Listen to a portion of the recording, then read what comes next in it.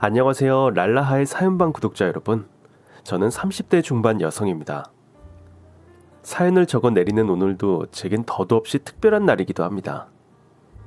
다름 아닌 남편과 법적으로 완전히 갈라서게 된 이혼 기념일이기 때문이에요. 이혼이라는 말은 그저 남의 이야기라고만 생각했던 제가 왜 이혼을 결심하게 됐는지 지금부터 차근차근 설명해 드리도록 할게요.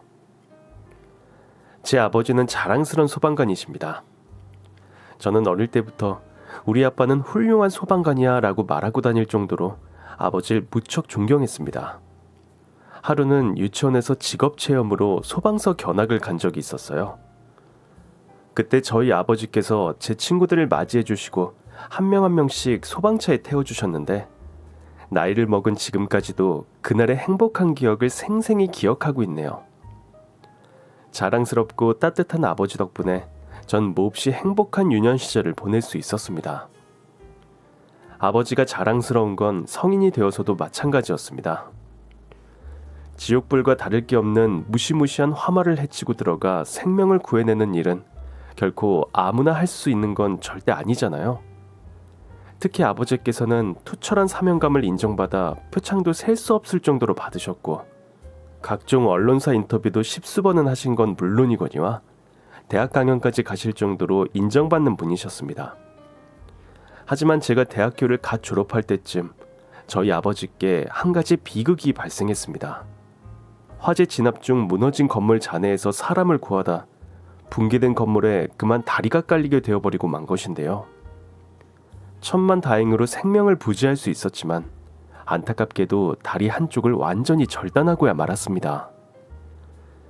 그 후로 저희 아버지 명예퇴직하시고 지금껏 쭉 한쪽 다리로만 살아오셨죠.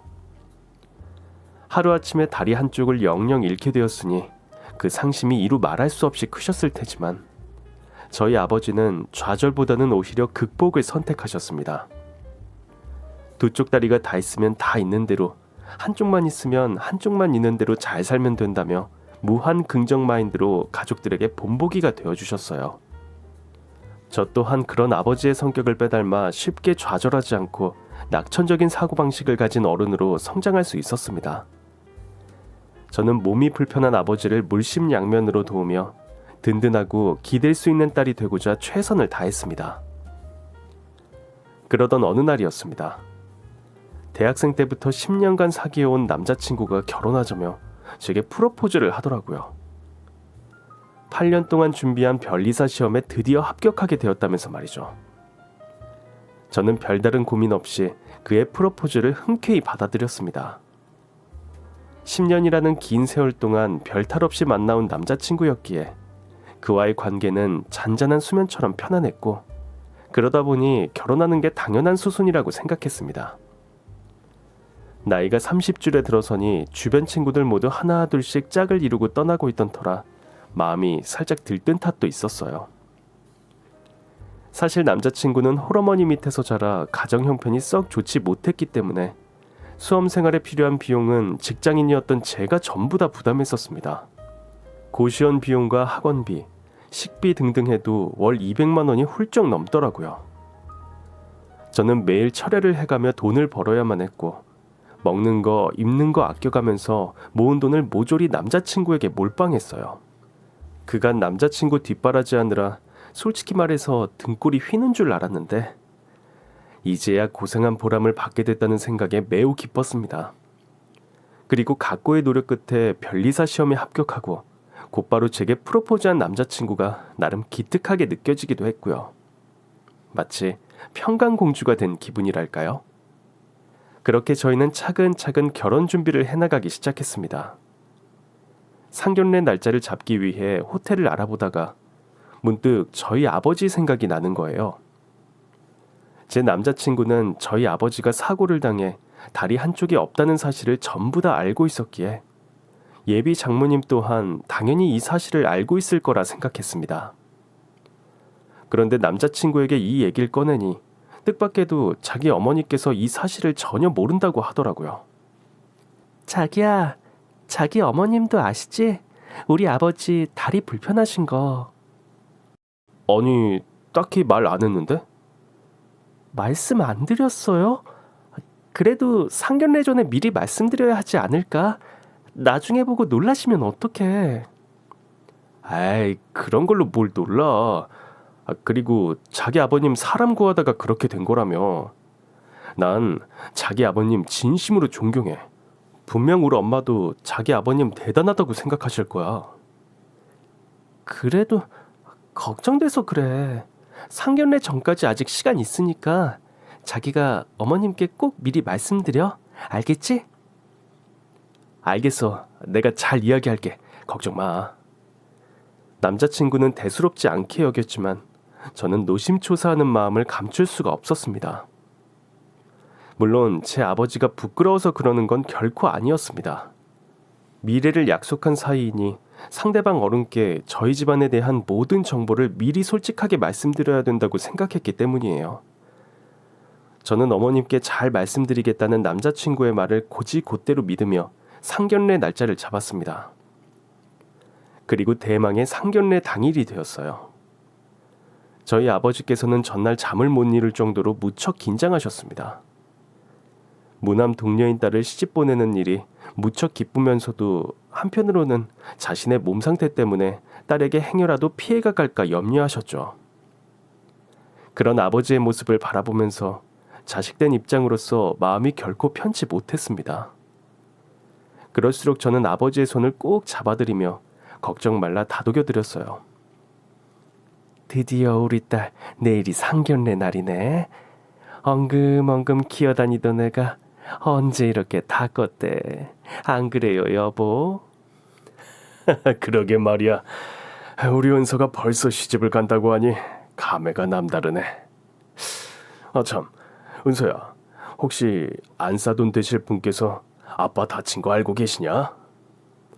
그럼 당연하지. 남자친구가 어머님께 잘 이야기해 놓는다고 했어. 그래, 그렇다면 다행이구나. 혹시 안사돈께서 안 좋게 여기실까 걱정되네. 아빠 무슨 그런 걱정을 해. 내 남자친구가 아빠 진심으로 존경한다고 입이 닳도록 칭찬했는걸. 분명 어머님께서도 이해해 주실 거야. 이야, 우리 사이가 그런 말을 했단 말이야? 이 양반 성격 급하긴 벌써부터 사이야? 지금부터 사이라고 불러 버릇해야 하지 않겠어? 저희 가족은 기쁜 마음으로 상견례장으로 향했습니다. 하지만 약속 장소인 식당에 도착하자마자 몹시도 당혹스러운 일이 발생하고 말았습니다. 아무 걱정 말라던 남자친구의 말과 달리 상견례 당일 시어머님이 제 아버지를 보자마자 인상을 팍 구기시는 게 아니겠습니까? 단순히 놀란 게 아니라 경멸 어린 시선을 보내면서 저희 아버지의 다리를 바라보시더군요. 물론 저희 아버지의 의족을 착용하셔서 자세히 살펴보지 않으면 전혀 티가 나지 않습니다. 하지만 남들보다 걸음걸이가 부자연스러운 건 어쩔 수 없는 노릇이었죠. 아니, 이 사돈어른 다리를 왜 이렇게 절어요? 어디 불편하신가? 아이고, 이 사부인께서 많이 놀라셨나 봅니다. 다른 게 아니라 제가 다리가 살짝 불편합니다. 다리가 불편해요? 아니 어쩌다가요? 분위기가 이상하게 돌아가자 그제야 남자친구가 아차 싶은 모양이더라고요. 급하게 시어머님을 붙잡고 저희 아버지 상태에 대해 부랴부랴 설명을 하는데 그 후가 더욱 가관이었습니다. 엄마, 내가 말 안 했나? 사실 은서 아버님 다리 한쪽이 없으셔. 뭐? 다리가 없어? 아니, 다리 없는데 살 수가 있단 말이야? 이제 보다시피 살짝 불편하긴 하지만 잘 생활하고 있습니다. 걱정 마세요, 사부인. 아유, 징그러워. 다리 한쪽이 없으면 없다고 미리 말을 해야 할 거 아니에요. 이거 사기 결혼 아닙니까?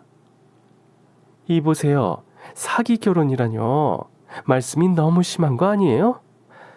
지금 사람 면전에 두고 이게 무슨 경우입니까? 여보, 난 괜찮아. 좋은 날 얼굴 붉히지 맙시다 우리.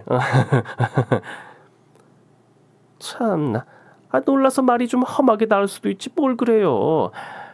아휴, 아이고머니나. 아휴, 아직도 심장이 다 벌렁거리네. 엄마도 그만해. 남자친구는 급하게 어머님을 만류하기 시작했지만 얼어붙은 분위기는 쉬 정돈이 되질 않았습니다. 저 역시 손이 벌벌 떨릴 정도로 황당하고 참담한 심정이었습니다. 솔직히 남자친구와 어머님 모두에게 너무 실망해서 견딜 수가 없었습니다. 결국 상견례는 엉망진창으로 끝나버리고 말았고 저는 곧바로 남자친구에게 따져 물었습니다. 어떻게 이럴 수가 있어? 내가 우리 아빠 몸 불편하시니까 어머님께 미리 말씀드리라고 그렇게 말했는데 어떻게 그걸 까먹을 수가 있냐고? 미안해 자기야. 내가 진짜 정신이 하나도 없었어. 알잖아. 변리사 시험 합격하고 연수원 생활하느라 눈코 뜰 수 없이 바쁜 거. 엄마한테 미리 말 못한 건 진짜 미안해. 아무리 그래도 그렇지. 그리고 어머님은 어떻게 말을 그렇게 험하게 하실 수가 있어. 우리 아빠가 사람 구하다가 그렇게 된 거 자기도 잘 알잖아. 그야 나도 알지. 아주 정말 미안해 자기야. 내가 대신 사과할게. 우리 엄마가 좀 직설적이라 그렇지 나쁜 사람은 아니야. 아마 너무 놀라서 평소보다 말이 세게 나온 것 같아. 나도 미안한데 아무리 생각해도 이건 아닌 것 같아. 나한테 아빠가 얼마나 소중한 존재인데. 나 이렇게 우리 아빠 무시한 집안이랑은 결혼 못해. 우리 다시 생각해보자. 뭐? 이제 와서 파혼하자는 거야? 오늘 일이 너무 충격적이라 솔직히 앞으로 당신 어머님 볼 자신이 없어. 우리 아버지한테 함부로 말씀하신 거 떠올리면 피가 거꾸로 솟는다고. 자기야, 우리가 몇 년을 만났는데 이런 일로 파혼을 얘기해. 일단 자기 마음 잘 알겠어. 내가 엄마한테 말해서 자기 아버지한테 사과하라고 할게. 그럼 됐지? 됐어. 엎드려 절받기도 아니고 당분간 시간 좀 가져 우리. 남자친구에게 시간을 갖자고 말한 뒤 저는 곧장 집으로 돌아왔습니다. 역시나 집안 분위기가 말이 아니더군요. 어머님께선 모멸감으로 치를 떠셨고 아버지 얼굴에도 짙은 우울이 가득했습니다. 아니, 변리사 사이면 다야? 이건 해도 너무하잖아. 은서, 너 이 결혼 꼭 해야겠니? 엄마, 아빠 다들 미안해. 왜 그렇게 성을 내고 그래 당신은. 은서야, 아빠는 아무렇지도 않으니까 행여나 괜한 맘 먹지 마라. 알겠니? 아니야 아빠. 나 남자친구한테 결혼 못할 것 같다고 이야기했어. 이건 아닌 것 같아. 뭐야? 어쩌자고 그렇게 섣부른 말을 해. 사부인이 너무 놀라면 그럴 수도 있는 거야. 악의적으로 하신 말은 아닐 게다. 하지만 내가 경수 씨한테 누누이 강조했는걸. 우리 아빠 몸 불편하니까 어머니께 미리 말씀드리라고. 근데 이 중요한 문제를 완전히 까먹어버린 거잖아. 어떻게 이럴 수가 있는지. 난 이해가 안 돼, 아빠. 그야 연수원 생활하느라 정신없으면 그럴 수도 있지. 이해가 안 되긴 뭐가 안 돼. 아빠는 속 안 상해? 아빠는 오히려 딸 결혼이 나 때문에 들어주게 되면 그게 더 속상할 것 같은데. 에휴, 걱정 마. 은서야, 아빠는 아무렇지도 않으니까 절대 마음 쓸 거 없어. 아빠, 내가 다 미안해. 아이고, 갑자기 울긴 또 왜 울어? 아빠 괜찮다니까 그러네 참. 그날 저는 아버지의 투박한 손을 붙잡고 한참을 꺼이꺼이 울었습니다. 그 누구보다 자랑스럽고 존경스러운 저희 아버지가 다리가 없다는 이유로 멸시받은 것도 서러운데 정작 본인은 딸 걱정만 하시니 가슴이 미어지더라고요. 그런데 바로 다음 날이었습니다. 남자친구에게 전화가 오더니 제게 그러더군요. 시어머님께서 저와 우리 아버지께 직접 사과하고 싶다고 말이에요. 그리고 1시간도 지나지 않아 시어머님께서 저희 집에 방문하셨습니다. 커다란 과일 바구니를 들고서 말이죠. 아이고, 사돈어른, 지난번엔 제가 미안했습니다. 내가 살면서 장애인을 코앞에서 본 적이 처음이라 많이 놀라서 그랬습니다. 모쪼록 어른 이해를 부탁드려요. 아유, 아닙니다. 충분히 그러실 수 있습니다. 이렇게 직접 찾아와 주시니 이제 다 괜찮습니다. 앞으로는 언행에 주의해 주세요, 사부인. 듣는 저희 입장도 생각해 주셔야죠. 앞으로는 주의할게요. 예, 은서야. 내가 이렇게 직접 사과까지 했으니 이제 우리 경수랑 파혼 얘기는 없던 걸로 하자꾸나. 알겠니? 네? 그게요. 은서야, 뭐해? 얼른 답하지 않고. 아빠 정말 괜찮다니까. 알겠어, 아빠. 조용히 봐. 어머님, 직접 찾아와 사과해 주셔서 감사드려요. 정수 씨랑은 잘 화해할게요. 당연히 그래야지. 아휴, 아침부터 진을 쏙 뺐네. 아휴, 그럼 잘 마무리된 걸로 알고 전 이만 가보도록 하죠. 사돈 어른께선 배웅하실 거 없습니다. 다리도 불편하신데 앉아 계세요. 예, 사부인. 그럼 살펴가십시오. 그렇게 시어머님은 번갯불에 콩 구워 먹듯 빠르게 사과를 하고는 사라졌습니다. 아버지께서는 이제 사과도 받았으니 행여나 남자친구와 파혼할 생각일랑 꿈에도 꾸지 말라고 하셨죠. 남자친구도 그날 저녁 커다란 꽃다발과 케이크를 사들고 저희 집에 찾아왔더라고요. 장인어른, 실례가 많았습니다. 저희 어머니 일은 저도 대신 사과드리겠습니다. 에헤이, 자네까지 왜 이러는가. 아까 사부인 다녀가셨으니 난 괜찮네. 아닙니다. 제가 처신을 좀 더 잘했어야 했는데 은서에게도 상처 입힌 것 같아 마음이 좋지 않습니다. 무릎을 꿇고 앉아 정중하게 저희 아버지께 사과를 하는 남자친구의 모습을 보니 그제야 제 마음이 서서히 풀리더군요.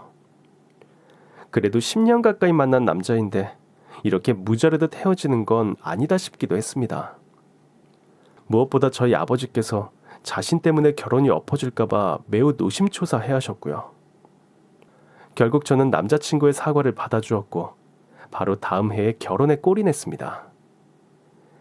어여쁜 꽃들이 펼쳐진 버진로드를 아버지의 손을 꼭 잡고 함께 걸을 때 어찌나 눈물이 나던지 새 신부 얼굴이 눈물 범벅이었답니다. 아직도 그때 생각만 하면 울컥할 정도예요. 그 후로 벌써 3년이라는 세월이 지났네요. 다행히 3년간 시어머님과는 별 문제 없이 지낼 수 있었습니다. 남편은 대기업 변리사로 입사하여 승승장구하게 되었죠. 딱 하나 아쉬운 점은 결혼한 지 3년이 다 되어가는데 아이가 안 생긴다는 점이었습니다. 처음엔 그저 아이는 언제 가질 거냐며 잔소리 정도만 해대던 시어머님께서도 차차 간섭을 해오기 시작하셨습니다. 예, 이거 잘 다려 먹어라. 이게 뭐예요, 어머님? 뭐긴 뭐야. 애 들어서게 해준다는 보약이다. 아침 저녁 꼬박꼬박 챙겨 먹어라. 알겠냐? 네, 신경 써주셔서 감사해요, 어머님. 그리고 이것도 받아라. 이건 부적 아니에요? 용하다는 무당한테 받아온 거니까 부부관계 할 때 베개 밑에 넣어놓거라. 네? 부부관계요? 얘는 하늘을 봐야 별을 딸 거 아니야. 그나저나 너네 제대로 하긴 하는 거야? 그럼요, 어머님. 그 문제는 저희가 알아서 잘하고 있으니 너무 염려 마세요.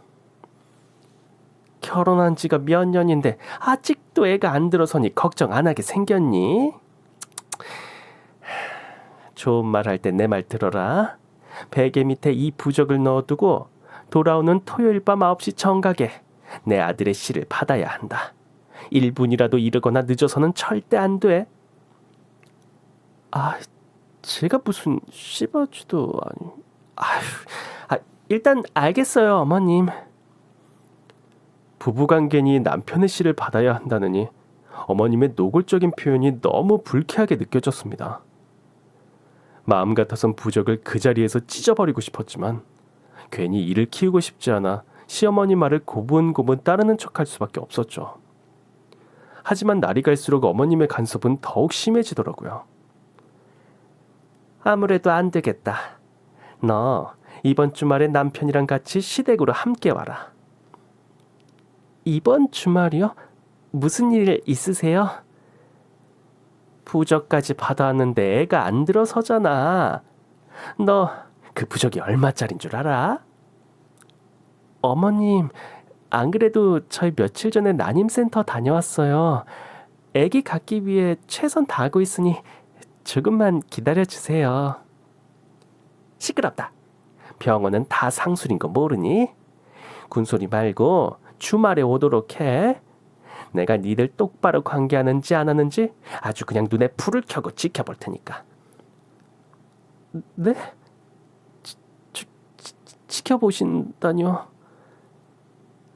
토요일 밤 9시 정각에 맞춰서 씨를 받아야 한다고 몇 번을 말해. 내가 방 밖에서 시간 체크해 줄 테니 그런 줄 알아라.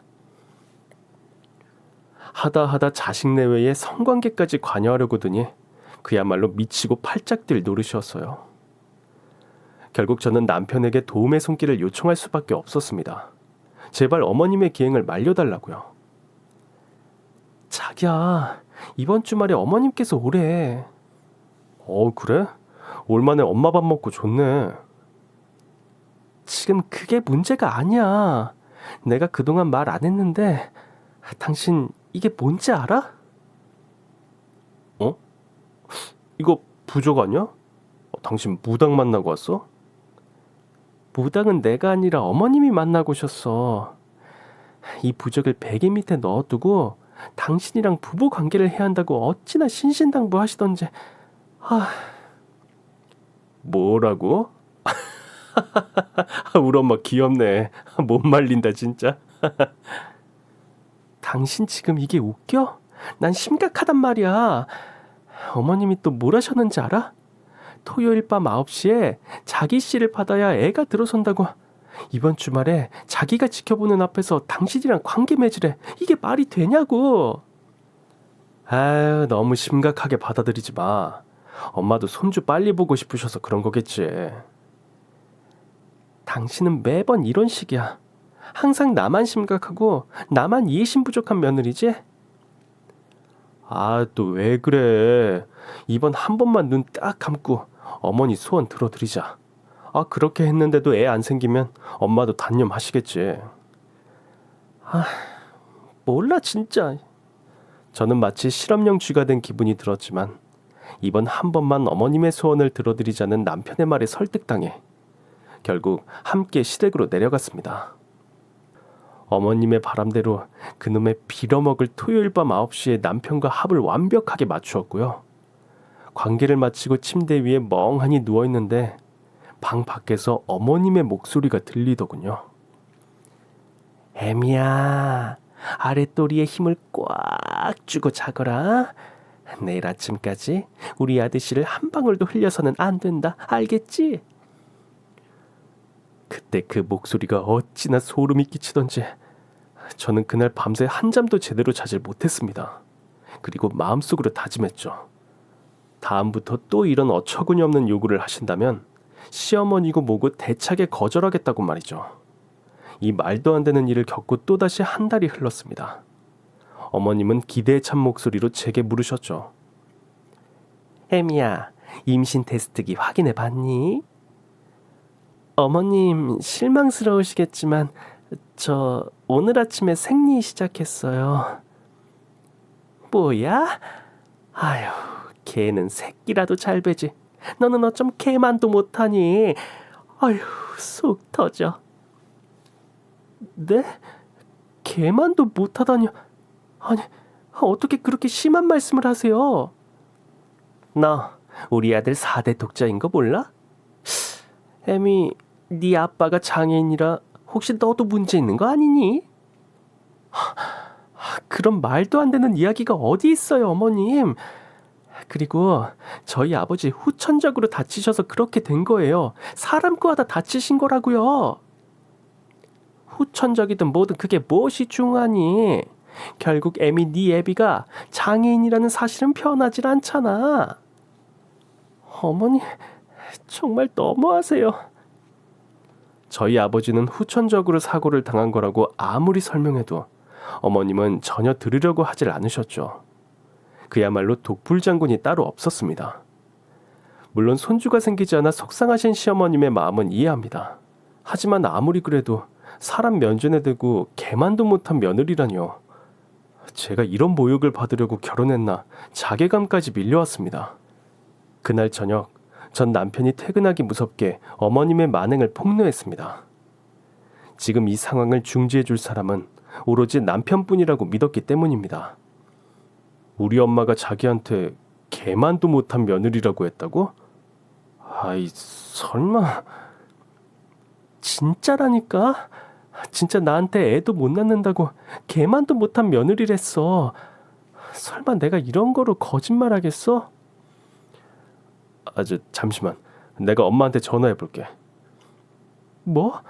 전화로 물어본... 됐어. 내가 당신한테 일러바친 꼴밖에 더 돼? 그래도 확인할 건 확인해야지. 당신은 잠자코 있어.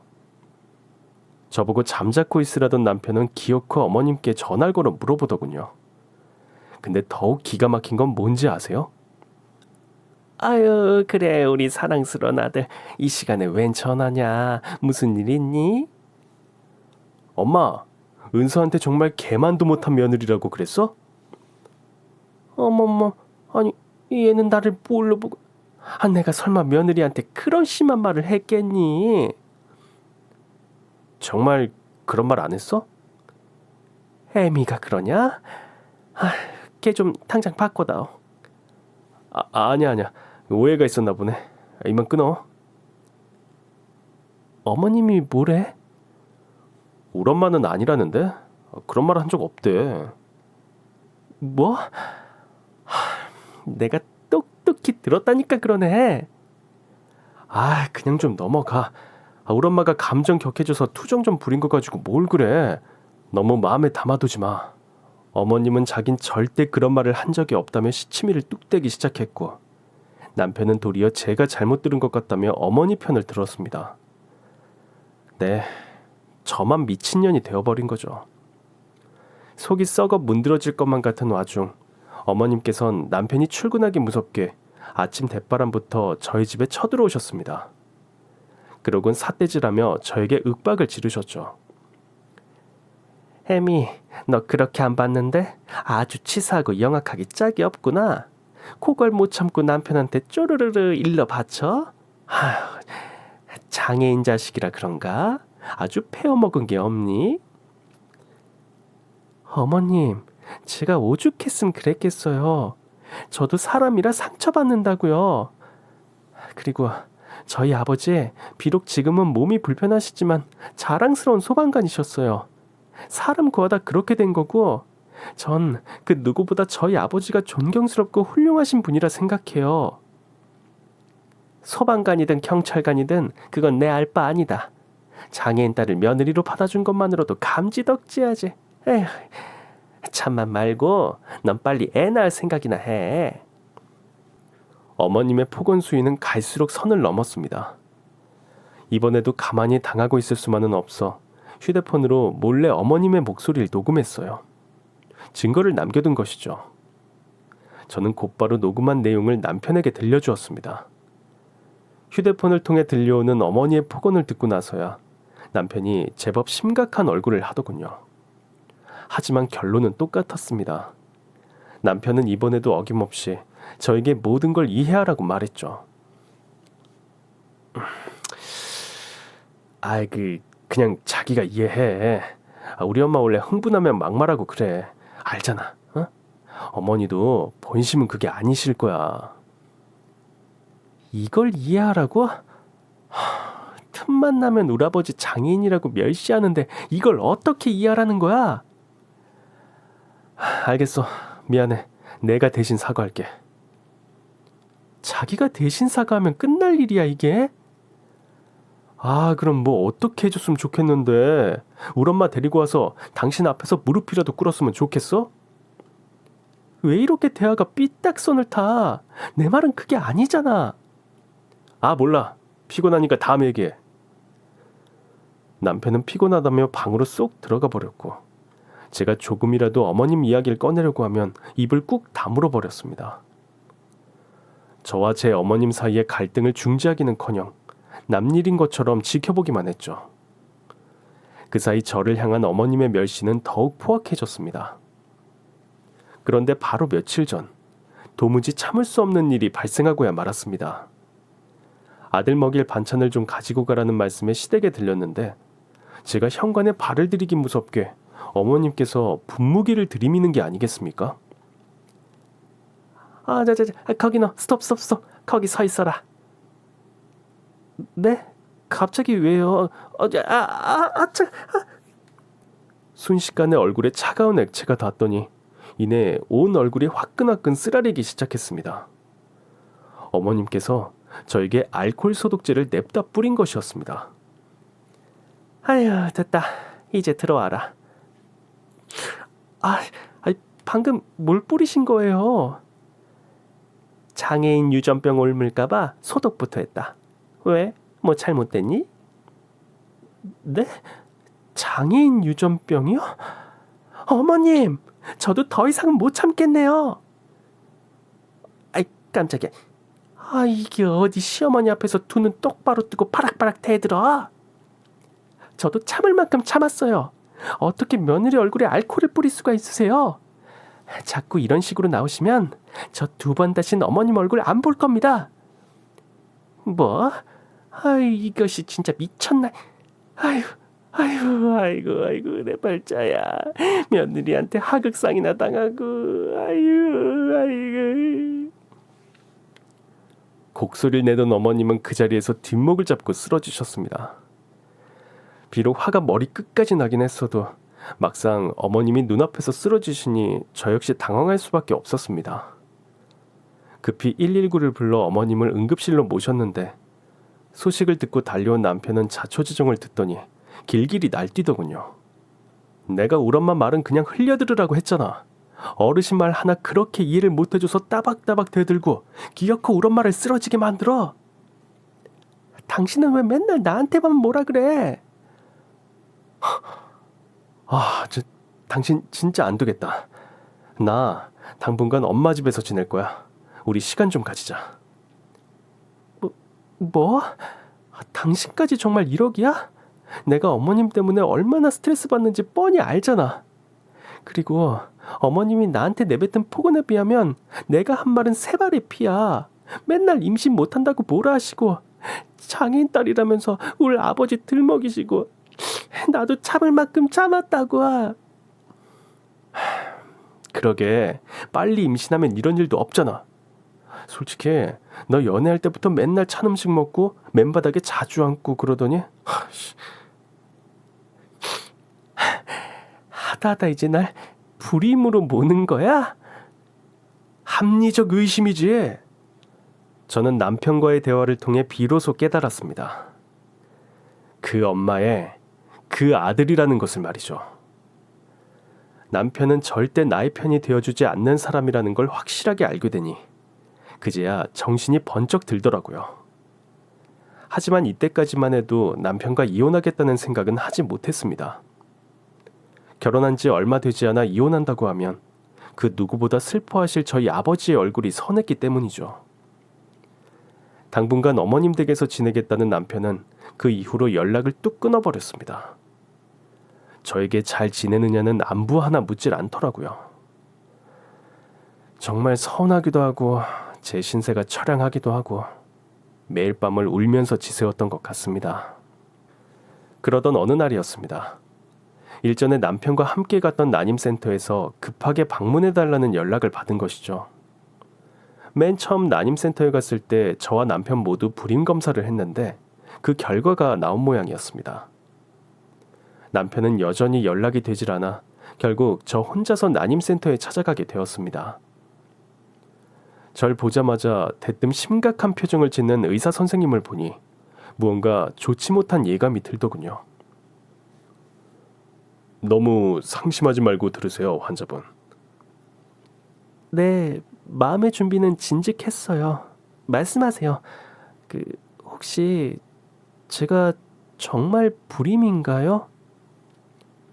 아니요, 아내분께선 건강하세요. 다만 남편분 정액을 검사한 결과 정자가 보이지 않습니다. 네? 정자가 보이지 않는다니. 소위 말해 무정자증이라고 하죠. 네? 제 남편이 무정자증이라고요?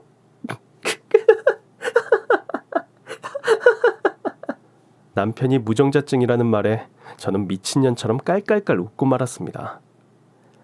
어찌나 통쾌하던지 그때 기분은 말로 표현할 수가 없습니다.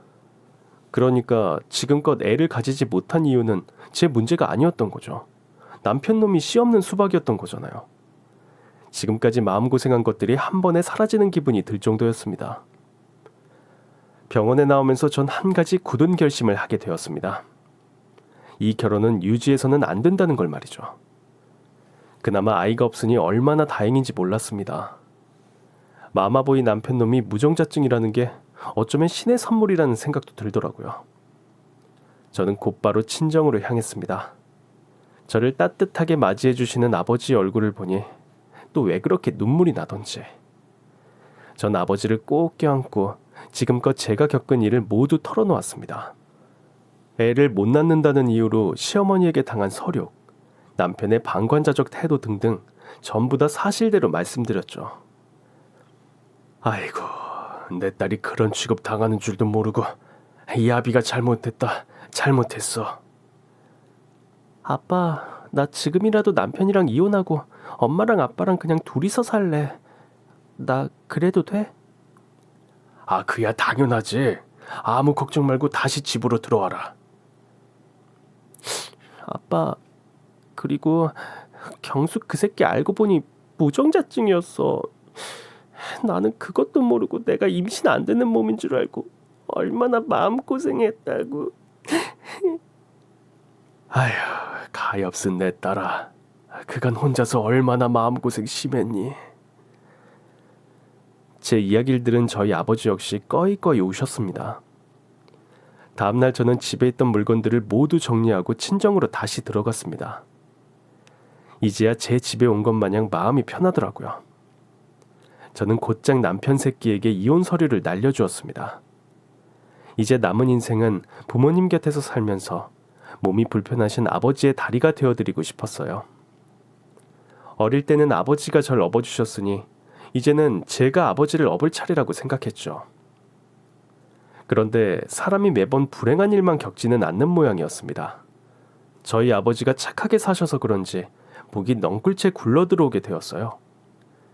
사실 저희 아버지께서는 할아버지로부터 물려받은 땅이 있었습니다. 그 땅이 원래 그린벨트로 묶여 있어서 아무짝에도 쓸모가 없었던 그런 땅인데 최근 그린벨트가 해제되면서 재개발된 것이죠. 아버지께서 하루아침에 수백억 원대의 자산가가 된 것입니다. 그야말로 경사였어요. 저희 가족은 얼싸안고 기뻐했습니다. 이제 꽃길만 걸은 일만 남았다며 행복하게 살자 다짐했죠. 한편 이 소식을 어떻게 들었는지 갑자기 시어머님과 남편이 저희 아버지 칠순잔치 때 쳐들어온 게 아니겠습니까? 저는 너무 황당해서 저 뻔뻔스러운 모자의 얼굴을 빤히 바라보았습니다. 어머님께서 여긴 어쩐 일이세요? 얘는 내가 못 올 때라도 왔니? 사돈어른 축하해 주려고 왔지. 아이고 사돈 칠순 축하드립니다. 몸도 불편하신데 그래도 꽤 오래 사셨네요.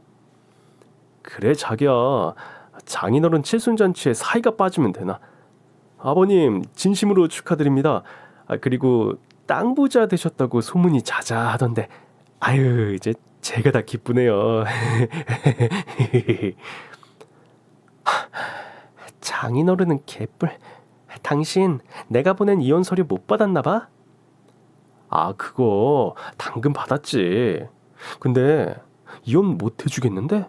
내가 무슨 잘못을 했다고 이혼을 해? 내가 바람을 피웠어 뭐랬어? 그래, 이혼 서류 받고 기가 막히더구나. 솔직히 잘못은 애미 너한테 있지. 참나 기가 막혀서. 제가 무슨 잘못이 있다고 이러세요? 애 못 낳는 거 조선시대로 따지면 칠거지약 중 하나라는 거 모르냐? 아, 그리고 장애는 유전이라는 말도 있는데, 아, 혹시라도 애 가졌다가 장애하면 우리 아들만 고생할 게 뻔하잖니. 지금 말 다 하셨어요?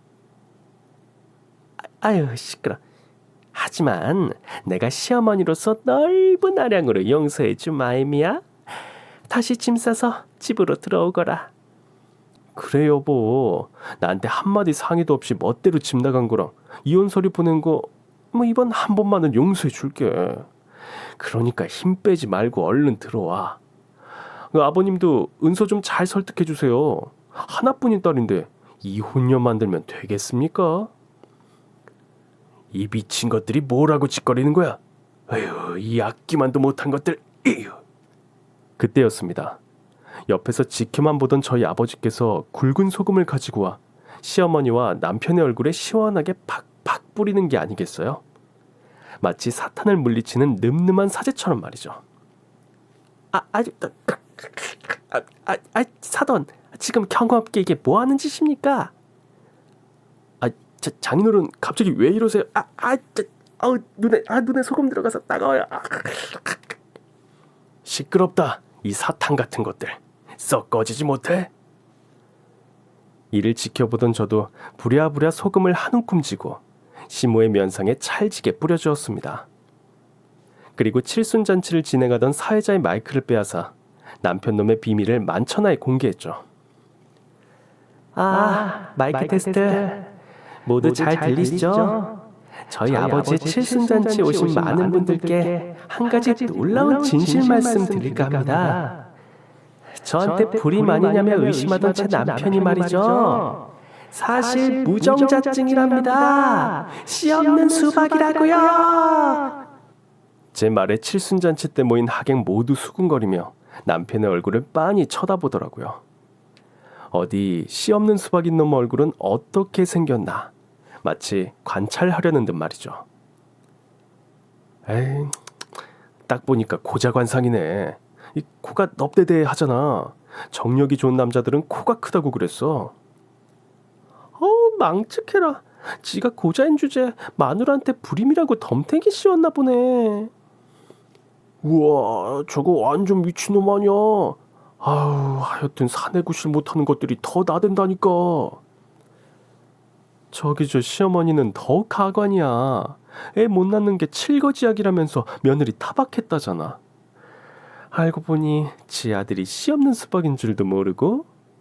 사람이 심보가 참 고약하네. 사람들의 시선이 모두 남편을 향하기 시작하자 남편 놈의 얼굴이 순식간에 시뻘개지더군요. 그러더니 급기야 저를 향해 고래고래 소리치는 게 아니겠어요? 하지만 저는 눈 하나 깜짝하지 않았습니다. 뭐라는 거야? 당신 미쳤어? 어디서 그런 거짓말을 해? 거짓말 아닌데? 난임센터 의사가 그러더라. 당신 고자라고. 아니 이게 무슨 소리야? 지금 내 아들이 고자라는 거야? 말도 안 돼.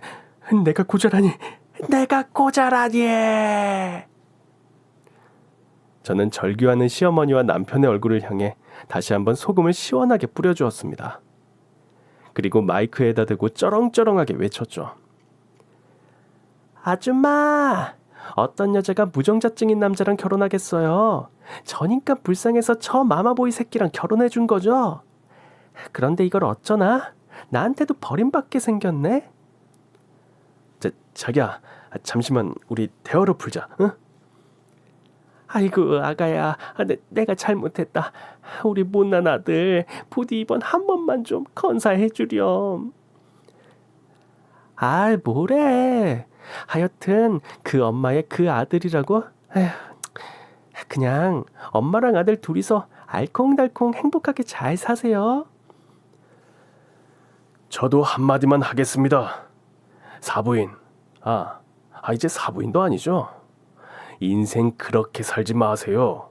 어딜 무정자증인 아들을 우리 집 귀한 딸내미한테 들이밉니까? 에휴. 그러게, 인과응보죠. 애초에 내 남편 장애인이라고 무시할 때부터 알아봤습니다. 그나저나 아들분께서 무정자증이라니 참 안 됐네요. 헉, 설마 성기능 불구는 아니죠? 엄마, 아빠, 저 사람도 아닌 것들이랑은 상종하지 마세요.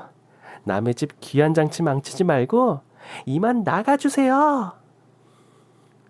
그렇게 시어머님과 남편은 온몸에 소금을 뒤집어 쓴 채로 잔치장을 도망치듯이 빠져나갔습니다. 꽁무니 빠져라 도망치는 두 사람의 뒷모습이 어찌나 처량해 보이는지 사진으로 찍어 두고두고 감상하고 싶은 심정이었다니까요. 아무튼 탈만했던 제 이야기는 여기까지입니다. 어떠세요? 정말이지 통쾌한 복수극이 따로 없지 않나요? 그 뒤로 남편은 끝까지 이혼해주지 않겠다며 바락바락 우기는 바람에 결국 저는 이혼 소송을 진행할 수밖에 없었습니다. 기나긴 싸움이 되겠지만 승소할 거라는 자신이 있었습니다. 그건 바로 제가 일전에 시어머님이 제기했던 폭언을 녹음해 두었기 때문입니다. 다행히도 해당 자료가 유리하게 적용되어 남편과의 이혼 소송에서 별 무리 없이 승소하게 되었습니다. 오히려 정신적 위자료까지 받게 되었죠.